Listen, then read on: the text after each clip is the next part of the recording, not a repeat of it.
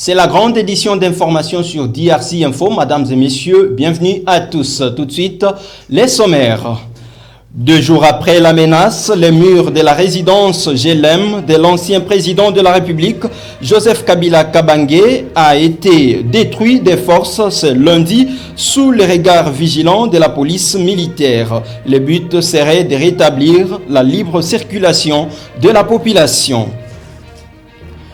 Tuerie des civils à Goma lors de la manifestation de la secte Wazalendo contre la MONUSCO et les troupes de l'EAC. La délégation du gouvernement qui s'est rendue sur les lieux confirme la mise aux arrêts de 2 hauts officiers de l'armée et en appelle à un procès en flagrance. Bienvenue à tous et à toutes. Parlons d'abord de cette nouvelle. Comme je l'annonçais au sommaire, carnage des civils. À Goma, le VPM de l'Intérieur, Peter Kazadi, a fait savoir que 2 hauts officiers de l'armée congolaise sont déjà aux arrêts depuis dimanche 3 septembre dernier. Entre-temps, les enquêtes se poursuivent pour un procès en flagrance qui sera organisé incessamment, précise le patron de la territoriale qui est à la tête d'une délégation gouvernementale dépêchée à Goma pour s'enquérir de la situation. Suivez Peter Kazadi dans cet extrait. Le président de la République avait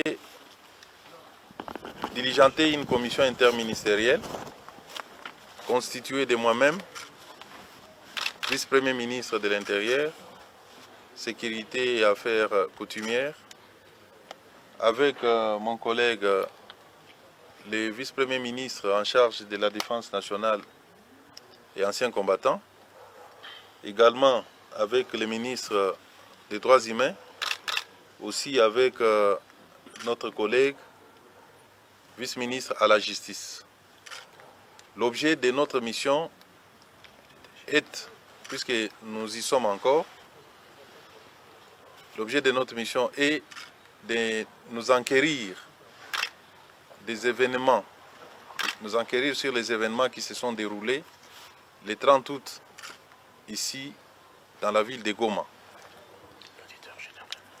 Nous sommes également accompagnés de l'auditeur général des forces armées de la République démocratique du Congo qui nous a aidés dans le travail que nous avons abattu pour la journée de ce dimanche jusqu'à maintenant. Nous sommes lundi à 2h30.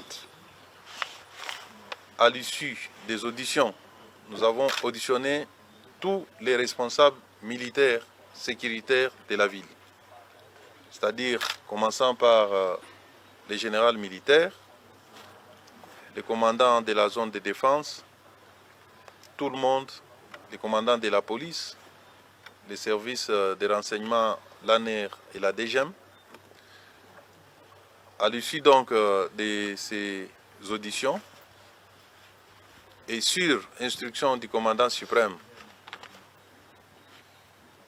je vais vous annoncer que quelques responsables militaires ont été immédiatement déférés devant le parquet, l'auditorat. Il s'agit du commandant de la brigade de la garde républicaine et des commandants régiments. Ils sont placés en détention et un procès sera organisé dans les heures qui viennent pour que les responsabilités soient établies. C'est ici l'occasion pour nous d'en appeler au calme. Nous demandons à la population de rester calme, de faire confiance dans le gouvernement et de faire confiance à notre justice qui va bientôt se prononcer. Nous demandons également à chaque famille qui aura constaté la disparition de l'un de ses membres de se signaler auprès de l'auditorat supérieur avec possibilité de se constituer partie civile dans le procès qui va être organisé. Voilà, chers amis de la presse, l'annonce que nous pouvons vous faire ce soir. Nous sommes encore là. Nous allons continuer pendant la journée à recevoir les membres de la société civile et toutes les autres personnalités qui pourront solliciter de nous rencontrer. Je vous remercie. Parlons éducation à présent. C'est ce lundi 4 septembre que le ministre de l'Enseignement primaire, secondaire et technique a donné les go pour la rentrée scolaire 2023-2024 sur l'ensemble du territoire congolais. Mais sur le terrain, une faible présence des élèves sur le chemin de l'école. Herbie Joseph Tezo et Dieudonné Mouzika ont fait pour vous ce constat au collège Dom Bayard dans la commune de Kimbanseke. Suivez.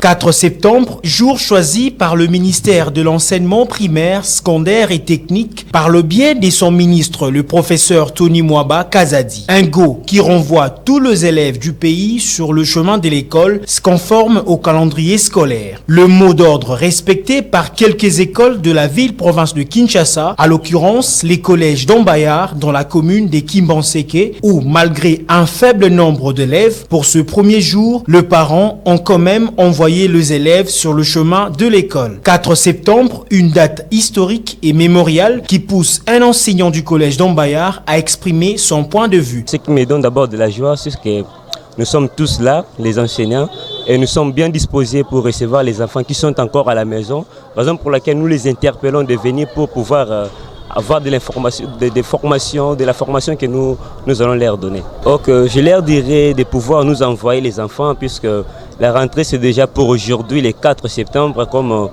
le ministre de l'Enseignement l'a proclamé.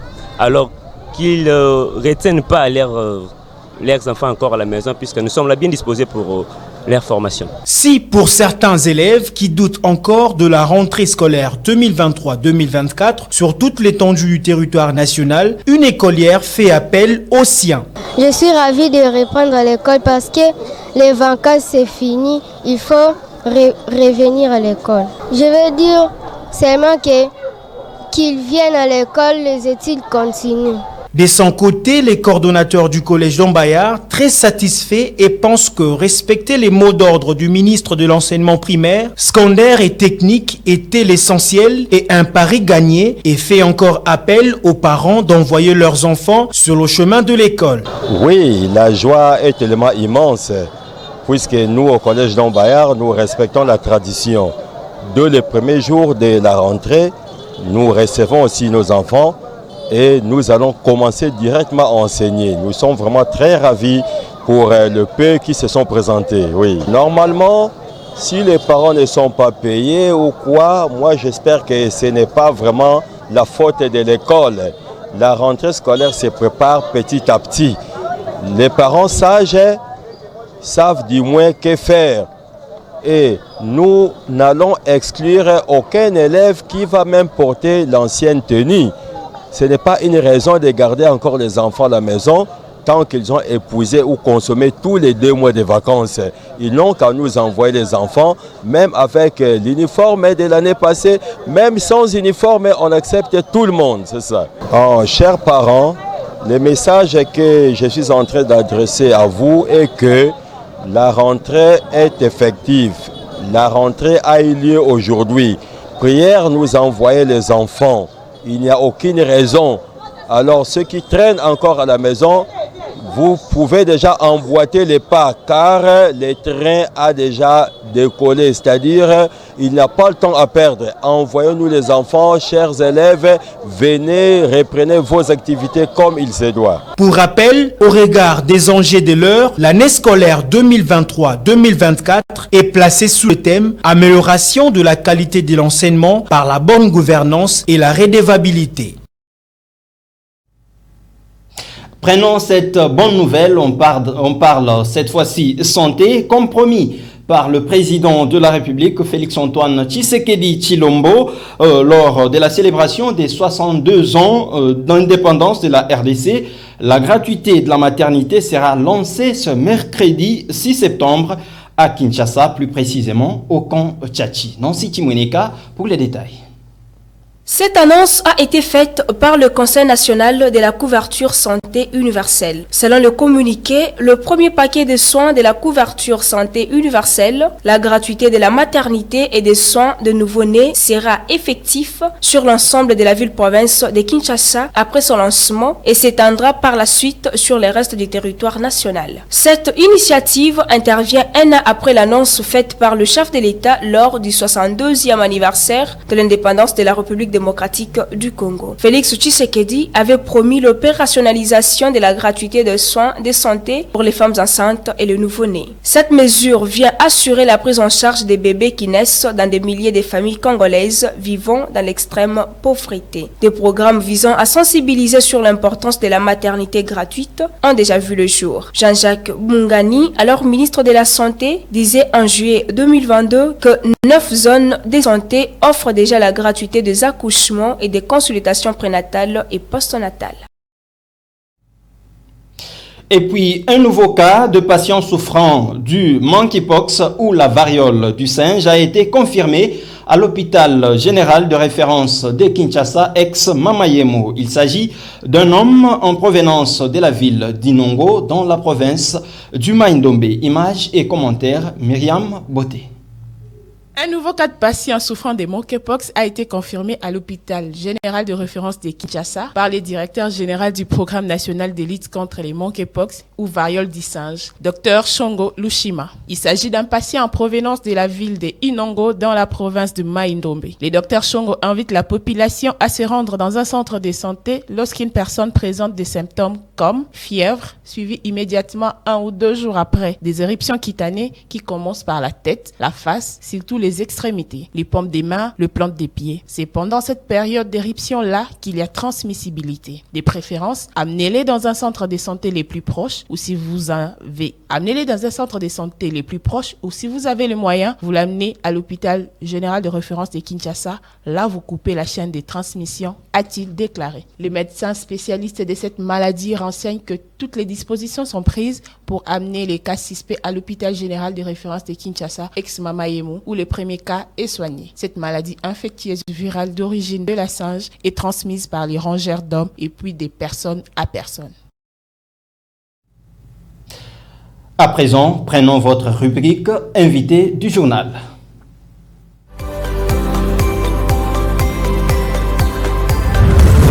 L'invité du journal.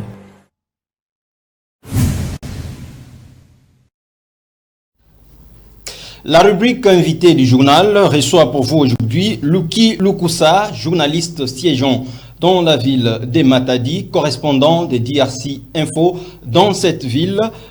Il est en séjour à Kinshasa. Luki Lukusa, bonjour et bienvenue sur notre plateau. Merci, bonjour. Alors, avec vous, nous allons tenter de passer en décryptage la situation qui prévaut dans la ville de Matadi et dans la province du Congo central de façon générale. Comment se porte Matadi et Congo central? Matadi, le Congo central se porte bien jusque-là. Nous avons quelques pépins du côté sécurité. L'insécurité bat son plein dans la ville de Matadi. Depuis un certain moment, de crimes, de tueries, de vols, le gouverneur Guy Bandou et sa bande essaient un peu de voir un peu comment aider les Matadiens et les Bakongo à vivre dans la paix. Ah ok, depuis qu'il a pris le pouvoir, c'est vrai, du point de vue sécuritaire, il se pose un peu de soucis. Est-ce que, d'où viennent ces bandits qui viennent s'aimer l'insécurité en Matadi principalement? Je crois, l'actualité, dans le mois passé, nous avait informé qu'il y a eu 2 voleurs, 2 prisonniers qui sont sortis comme ça de la prison centrale de Matadi, Kamoulaï que nous appelons. Okay. Et depuis, ces prisonniers-là n'ont pas été pris. Et on dirait qu'ils ont repris un peu leur forfait calmement dans la ville de Matadi. Il y a aussi des bandes qui se forment. Tantôt de l'autre côté, nous avons des Américains, nous avons des Chinois, tout consort. Et entre eux, ils se battent. Cette situation devient générale dans toutes les villes du pays, apparemment. On dirait que les personnes qui sont habilitées à nous sécuriser ne font pas bien leur travail, on peut dire ça. Parce que nous avons des soucis où il n'y a pas de policiers, des quartiers sont sans sécurité. Nous avons également un autre problème dans la ville de Matadi qui favorise ces histoires, c'est l'obscurité. Ok. Matadi vit dans le noir dans plusieurs quartiers de la ville, suite aux cabines et autres transports qui sont en mauvais état. Et les problèmes de délestage, il y a dans d'autres coins où vous avez le courant 24 heures, et 24 heures vous restez dans le noir.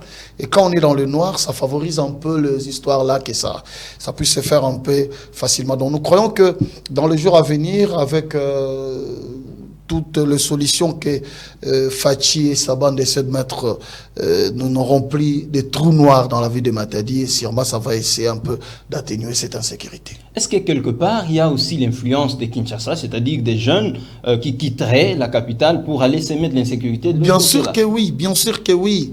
Depuis un certain moment, nous avons un peu trop de Kinois qui vivent à Matadi, et on dirait que les Matadiens sont un peu trop, se méfient un peu trop de Kinois, parce qu'on nous dirait que les Kinois, c'est eux qui nous ont apporté la machette, qui nous ont apporté un peu la brutalité. Et les Kinois nous ont apporté un peu des choses là, pas trop bonnes que Matadi n'avait pas. Ben seulement on ne sait pas chasser les Kinois de Matadi parce qu'ils sont toujours dans la République démocratique du Congo. Ben nous aimerions que nos frères viennent en bonne et due forme vivre chez nous et que nous ne nous emportent pas des choses qui nous font mal.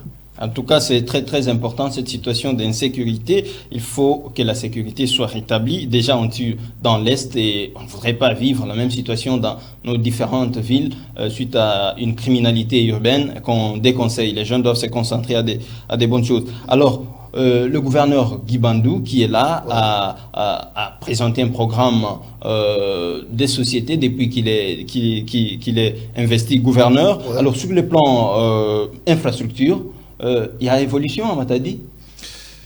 Je dirais évolution à pas de tortille. Il y a évolution à pas de tortille parce que Matadi a un sérieux problème d'embouteillage aujourd'hui suite au manque de routes et à l'état des routes. Les routes sont un peu bizarres, là, impraticables dans plusieurs coins de la ville. Mais depuis un certain moment, le gouverneur Guy Bandou s'est mis au four et au moulin. Parce que, qu'on se le dise, on n'a pas à se voiler la figure. Quand il est entré, il a apporté un programme trop costaud et tout le monde se disait qu'il ne saura pas. Il n'a pas trop de temps. Donc il était tellement ambitieux que le temps ne jouait pas en sa faveur. Je crois qu'il était allé un peu trop vite. Mais après, il s'est ressaisi. Aujourd'hui, il y a quelques chantiers de route. Aujourd'hui, il y a le terrain d'Amar où nous aurons un bon terrain de basket. Aujourd'hui, il y a du côté de l'entrée La Tortille, la route. On est en train c'est un peu de bétonner. Et le monsieur se réveille. Ben, on dira qu'il se réveille un peu tard. Il se réveille un peu tard. Ben, espérons qu'il va essayer de se rattraper. Mais du point de vue infrastructure, là, je vois le stade, par exemple, Lumumba, qui a été... Interminable chantier. Interminable chantier. Le stade Lumumba démoli depuis 2011 parce qu'on ne voulait pas, on se le dise. Il y a les politiciens qui étaient derrière cette démolition. On ne voulait pas que le fait Etienne Tshisekedi fasse un discours ou un meeting au stade Lumumba. Le vieux est parti. Malgré cela, 12 ans après, le stade est toujours un chantier. Nous attendons voir parce qu'il y a Guy Bandou qui s'est un peu mis dans la danse. Il y a une société, j'oublie encore le nom, qui a pris le chantier en main et on dirait que ça avance. Mais seulement, même si ça se terminait aujourd'hui, le chantier aurait pris plus de 10 ans. Ouais, pris plus de 10 ans, c'est ce qu'on voudrait voir ces sentiments. Du côté de Matadi, on avait des équipes telles que Tout Capable et Lima. Il y avait des équipes comme ça qui essaient de se défendre. C'est ce qui a en quelque sorte détruit notre football. Aujourd'hui, Matadi, le Congo central en général, n'a pas un club en Ligue 1 congolaise. La fois dernière, c'était Renaissance de Kasangoulou qui semblait monter. Oui, Renaissance de Kasangoulou avec le président Léon Chako se bat pour essayer un peu de relever le football du Congo central, mais celle, il ne saura rien. Il fallait que Lima soit là, il fallait que Vec Club soit là, il fallait que Vutuka soit là, il fallait que Bilima de Boma soit là, pour qu'ensemble on fasse une force comme avant. Quand Lima dérangeait encore le football dans le Congo, mais aujourd'hui, sans les stades Lumumba, sans les stades Sokol également à Boma, parce que les stades Sokol aussi étaient démolis, ça rend le foot un peu trop bizarre. On joue au terrain d'Amaru dans des conditions un peu anormales et nos joueurs là n'ont plus vraiment une vitrine qui peut le vendre à Kinshasa ou dans d'autres coins du monde. Donc, le football est foutu, mais nous osons croire que cette fois-ci, Fachi ménagera des efforts pour que le Congo central n'ait pas seulement un stade, mais plusieurs stades, parce que c'est un coin où les gens aiment vraiment le football. À ce que je sache, Congo central, c'est l'une des provinces qui contribue le plus des recettes au budget national. Est-ce que le Congo central manque les moyens ou c'est un problème de volonté politique pour réaliser beaucoup d'œuvres, plusieurs ouvrages? Problème de volonté politique et puis problème de rétrocession. Parce que quand les rétrocessions ne suivent pas tel qu'il se devait. Non. Là, nous sommes dans le Congo central. Nous avons la route nationale numéro 1 qui génère beaucoup trop de recettes. Mais le péage du Congo central ne bénéficie pas au Bas-Congo, disons. Et parce que j'aurais même appris qu'à la fin de chaque mois, nous n'avons que 150 000 $ de rétrocession. Alors que ces péages-là vous génèrent des millions chaque mois, de millions de dollars. Alors, moi, je crois que Fachi devrait nous aider, nous, les Bas-Congo, à nous renvoyer un peu notre rétrocession. Je crois, Guy Bando, avec cette volonté politique qu'il a aujourd'hui, s'il a vraiment sa rétrocession, ça pourrait aider le Congo central à se construire des histoires, à avoir un bon courant avec l'achat de cabines, à avoir de passerelles, parce que nous avons beaucoup d'endroits. Quand vous allez à Tchéla, il y a nos frères là qui doivent deux fois des trajets de 15-10 mètres, mais ils doivent le faire en pirogue, parce qu'il n'y a pas de passerelle, pas de pont. Je crois que, je ne sais pas quand est-ce que ça va se faire, si le mandat prochain de Fachi, on va essayer un peu d'aider le Congo central à bien se développer. Vous avez assez d'informations sur la construction du port en eau profonde à Banana, plus précisément, ou bien est-ce que les travaux ont-ils vraiment commencé? Les travaux n'ont pas vraiment commencé. Là, ce sont de petits travaux qui se font, mais nous croyons que dans les jours à venir, on fera en sorte que... je m'excuse. Désolé. Donc, les travaux n'ont pas vraiment commencé, comme je disais, mais j'étais moi-même là à Mwanda, je pourrais même vous montrer des photos, dans l'option un peu d'investiguer, savoir un peu qu'est-ce qui se fait, mais malheureusement, on ne voulait pas qu'on s'approche du site. On ne voulait pas qu'on s'approche du site, on était à quelques 20-50 mètres, on a vu qu'il y avait des tracteurs qui tournaient dans le chantier, ben, jusqu'à là, je n'ai rien vu. Parce que depuis la pose de la pierre, jusqu'à aujourd'hui, il y a déjà assez de temps, je crois qu'on devait déjà voir grand-chose, mais jusqu'à là, il n'y a rien. Il n'y a rien d'important. Et parlons de la politique. Sur le plan politique, aujourd'hui au Congo central, quelle ambiance qui prévaut en cette période où toute la nation bouge en prélude des élections de décembre 2023? Les Matadiens ont un objectif. Cette fois-ci, il faudrait le changement de la classe politique. Parce que nous avons de ceux vieux qui ont fait 1, 2, 3 mandats, pas de résultats positifs. Donc aujourd'hui, Matadi vit, c'est comme si on n'avait pas de gens qui nous représentent dans les assemblées nationales et provinciales. Pas de courant, pas d'eau. Ben seulement, nous avons vu ces gens-là venir déposer candidature. Ils sont tous venus à la CENI et les Matadiens vont se choisir, je crois, cette fois-ci avec toute intelligence, toute sagesse, pour que dans les jours à venir, nous ayons... D'abord, on veut avoir des jeunes qui ont des ambitions, parce qu'on ne va pas voter parce que vous nous avez apporté un polo, on ne va pas voter parce que vous m'avez remis 10 000 francs, on ne va pas voter parce que nous voulons avoir cette fois-ci des gens qui iront parler pour l'intérêt de Matadian, pour l'intérêt des Bas-Congo, parce que le Congo central a tout pour se développer. Tout ce qu'une province doit avoir pour son développement rapide, le Congo central en a. Mais malheureusement, aujourd'hui, cette province qui avait la première capitale du pays, cette province qui a réussi le blanc en premier dans notre pays, cette province qui, aujourd'hui, a ouvert sa porte à l'Occident parce que le véhicule que nous utilisons dans notre pays, à Kinshasa, à Matadi, entre par Matadi, entre par le Congo central, mais cette province est délaissée. Cette province n'est pas aidée. La province n'est pas aidée. Je crois que nous allons terminer avec vous par là, sur les plans social. Quelle est la vie que mène le Matadien ou la population du Congo central? Je dirais que c'est pareil partout aujourd'hui. La vie devient trop dure. Les taux du dollar surtout dérangent. Le panier du ménagère souffre. En bref, je peux dire que le panier souffre. Nos mamans ont du mal à nous nourrir parce que les poches de Matadiens sont presque vides, je peux dire, parce que dans des entreprises, il y a des impayements. Matadi vivait parce qu'il y avait l'ONATRA. Bon, l'ONATRA presque en faillite. ONATRA presque en faillite. Plusieurs mois d'arriérés. Surtout ça, et avec les embouteillages, avec le tas de routes, des dessertes agricoles, on ne sait pas avoir tout ce qu'on avait avant dans nos marchés. Ça n'aide pas vraiment les Matadiens et les Bakongo à mieux vivre. Ça n'aide pas les Matadiens et les Bakongo à mieux vivre. Nous pensons qu'on va remédier à toute cette situation. Luki Lukusa, je crois que c'est par ces mots qu'on va se séparer d'avec vous aujourd'hui. Merci d'avoir accepté notre invitation. Nous rappelons que vous êtes journaliste siégeant à Matadi. Et vous êtes correspondant de DRC Info. Merci surtout pour la qualité de travail que vous abattez. Merci, c'est à moi de vous remercier. Merci beaucoup. Voilà, poursuivons ce journal par cette grande actualité. Comme je l'annonçais au sommaire, le mur de la clôture de GLM, résidence de l'ancien président de la République, Joseph Kabila Kabange, a été détruit ce lundi par force. Une opération menée sous le contrôle des forces de l'ordre. La raison qu'on évoque est de rétablir la libre circulation de la population dans cet endroit.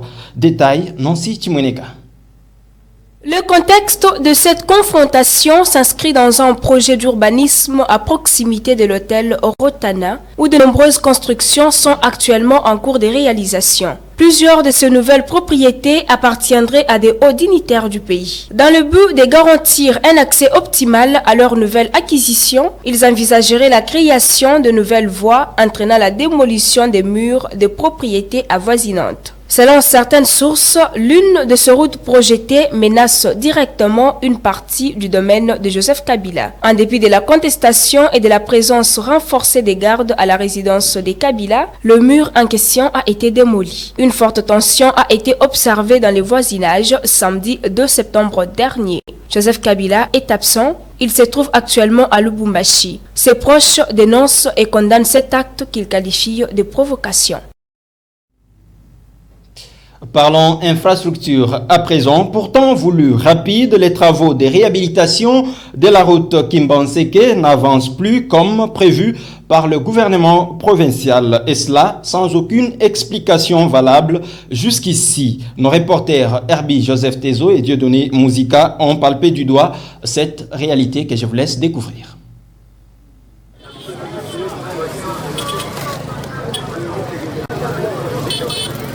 Kinshasa, capitale de la République démocratique du Congo. Ici, nous sommes dans la commune de Kimbanseke, sur la route qui mène de l'entrée quartier 1 vers le cimetière de Kimbanseke. Une route qui, autrefois, était impraticable. Par le biais du gouvernement provincial, allait dans peu de temps avoir une nouvelle robe. Malheureusement, quelques temps après, le travaux de réhabilitation de cette route n'avançait plus.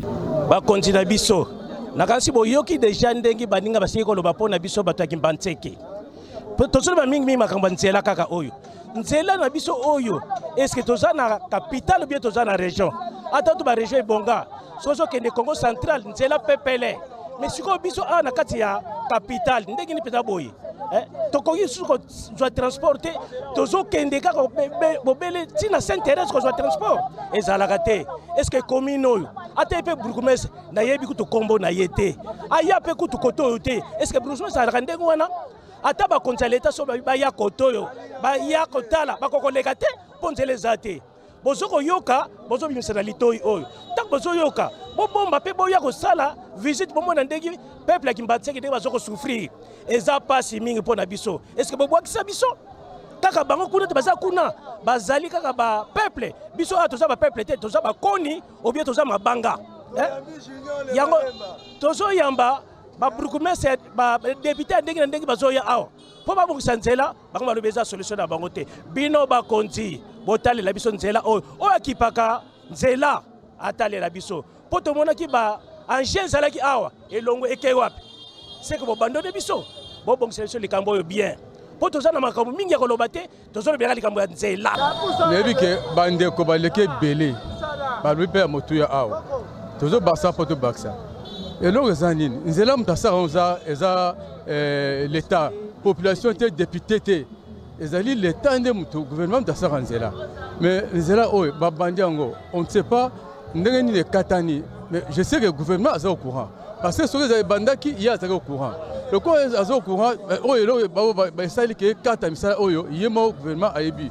Mais l'autre aussi a ça son effort parce que pendant période oyo il y a pluie. Awa te relater. Et voir même transport au personne qui m'attire et 4 ans et comme on a une anjili. Tout le monde va mettre le banda awa ti Sainte-Thérèse na période bon période en boule les années et puis te relater parce que sur boule bandit awa tout souka et tout na ramai. Et là aussi tu aussi on va tellement il trop et puis tu bagarre trop je ne sais pas est-ce que le gouvernement ayoka kangoto ayoka kangote.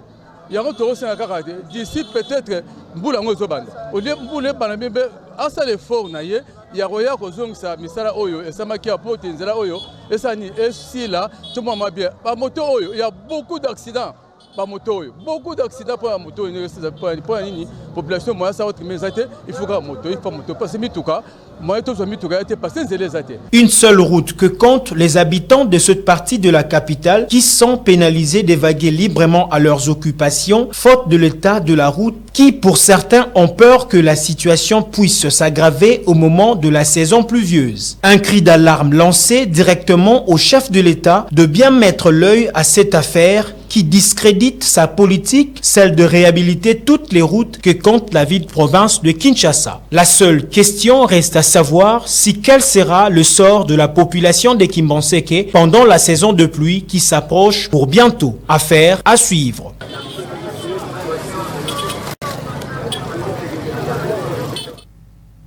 Et puis, cette mauvaise nouvelle est en brève, il n'est plus de ce monde. Pierre Paipai Ouassiaka Sigé, l'une des figures de la scène politique congolaise, est décédée samedi dernier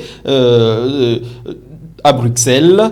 Il fut ministre de l'économie en 1980 et des finances en 2006, président-directeur général de la GECAMIN en 1984, gouverneur de l'actuelle Banque centrale du Congo de 1985 à 1991, ancien député national et candidat malheureux au premier tour de la présidentielle de 2006. La RDC perd donc là un économiste chevronné et un digne fils notable du Kivu. Paix à son âme. Et puis, prenons cette page sportive. Les Léopards de la RDC ont débuté leur préparation ce lundi au stade des Martyrs de la Pentecôte en vue d'affronter l'équipe soudanaise pour les comptes de la 6e journée des éliminatoires de la Coupe d'Afrique des Nations Côte d'Ivoire 2023. La sélection de Sébastien Desabre devait afficher complet ce soir avec l'arrivée du dernier groupe. Images et commentaires.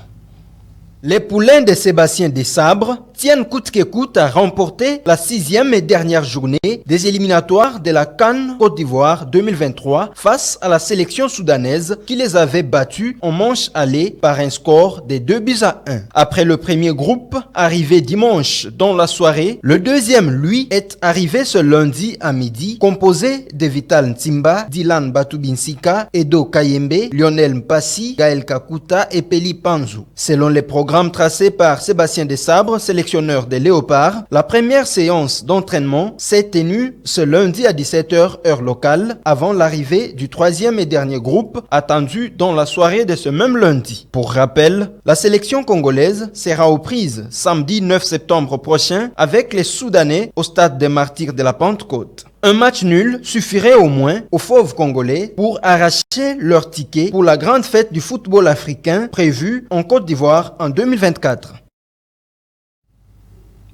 C'est la fin de ce journal, mais passons au rappel des principaux titres. 2 jours après la menace, le mur de la résidence GLM de l'ancien président de la République, Joseph Kabila Kabange à Kinshasa, a été détruit des forces ce lundi sous le regard vigilant de la police militaire. Le but serait de rétablir la libre circulation de la population.